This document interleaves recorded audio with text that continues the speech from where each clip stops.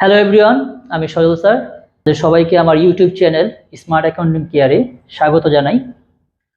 তো আজকে আমি honours third year management accounting এর একটি চ্যাপ্টার নিয়ে আলোচনা করব।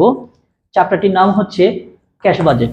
তো চলুন আর কথা না বাড়িয়ে আমরা মাত্র 5 মিনিট সময় ব্যয় করে কিভাবে এই অধ্যায়ের বেসিক লেভেল থেকে পুরোপুরিভাবে অ্যাডভান্স লেভেলে ম্যাথ পর্যন্ত করা যায়, আজকে আমরা সেই ব্যাপারটি দেখব।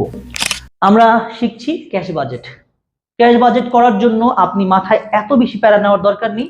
আপনি শুধুমাত্র 4টা ধাপ মনে রাখবেন। যদি সেটাও মনে না থাকে, প্রশ্নের মধ্যে অবশ্যই দেখবেন ক্যাশ বাজেট কথাটি বলা আছে, আপনি বাজেট কথাটি ভুলে যান, আপনি ক্যাশ মনে রাখেন। ক্যাশের মধ্যে অক্ষর 4টি, মনে রাখার কৌশল এটা। ক্যাশের মধ্যে অক্ষর 4টি, এই অধ্যায়ের অঙ্ক করার ধাপও 4টি। এই অধ্যায়ে যে ওয়ার্কিং করতে হয় সেই ওয়ার্কিংও সর্বোচ্চ 4টি। ওকে, নাম্বার 1, ক্যাশ বাজেট করতে হলে একটি ছক করতে হয়। সেই ছকের মধ্যে প্রথম যে ধাপটি সেটা হচ্ছে ওপেনিং ব্যালেন্স। সেই ধাপটি হচ্ছে ওপেনিং ব্যালেন্স, যেটা প্রশ্নেই সমন্বয়ে কোথাও না কোথাও দেওয়া থাকবে। নাম্বার 2, আমার এই ওপেনিং ব্যালেন্সের সাথে যত রকমের ক্যাশ রিসিভ আছে সেগুলো আমাদের যোগ করতে হবে।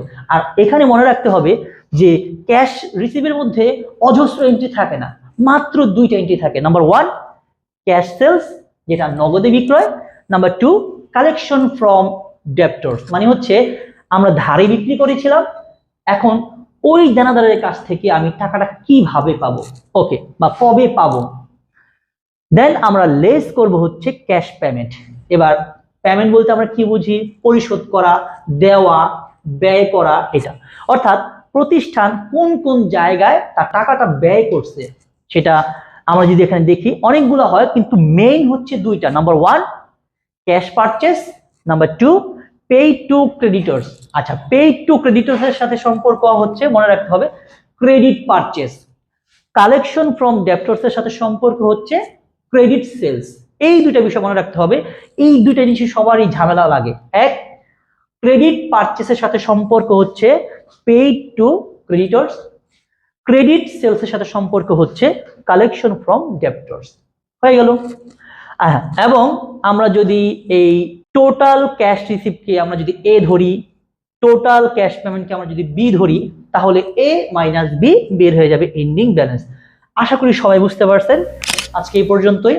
আমরা নেক্সট ভিডিওতে আমরা ক্যাশ বাজেটের ন্যাশনাল ইউনিভার্সিটির গুরুত্বপূর্ণ অঙ্কগুলো দিয়ে, যেগুলো অনেক বেশি আসছে, সেই অঙ্কগুলো দিয়ে আমি আপনাদের খুব সুন্দরভাবে এই 4টা ধাপ অনুসরণ করে কিভাবে ক্যাশ বাজেট খুব সহজে এবং খুব দ্রুত করা যায়, আমি সেই প্রসেসটাই দেখাবো। ভালো থাকবেন সবাই। আমি সজল স্যার আপনাদের পাশে আছি, সব সময় পাশে থাকবো। আশা করি স্মার্ট অ্যাকাউন্টিং কেয়ারের পাশেই থাকবেন, সাথেই থাকবেন। ধন্যবাদ, ভালো থাকবেন।